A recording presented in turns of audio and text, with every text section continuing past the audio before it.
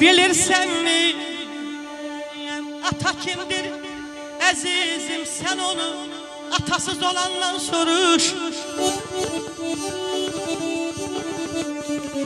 Körpe yaşlarından boynunu büküp her şeye tam arzı kalandan soruş.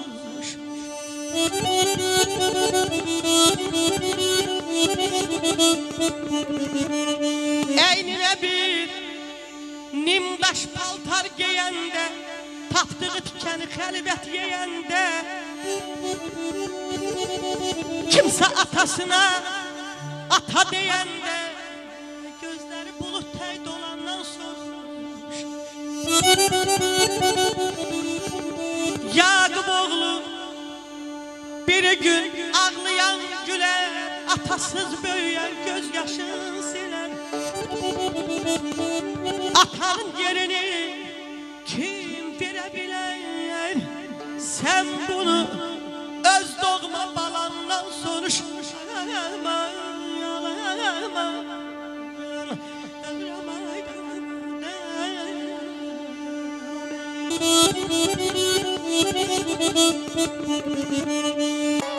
Her bir evlada şeref, şöhret ile şan, atadır başa tac qəlbə fərək, təxtə Süleyman atadır.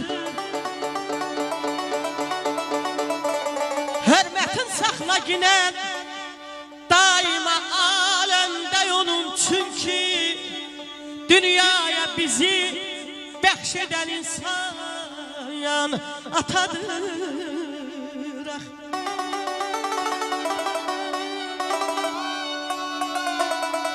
Olasan şah yine yok, zerre kadar farkı bunun.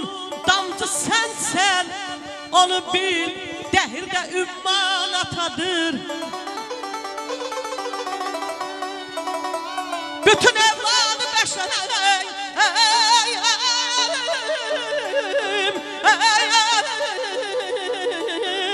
day bana, bütün evladı beşer dostun ola her yerde, yine pis günde senin derdine derman atadır.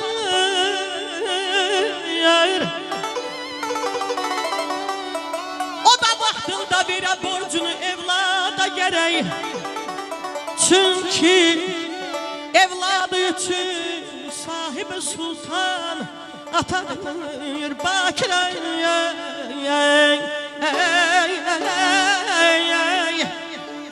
Bakire öz yeri vardır atanın, evladın ne kadar atsa da evlad yine sultan atadır. Aşıqan badamı var,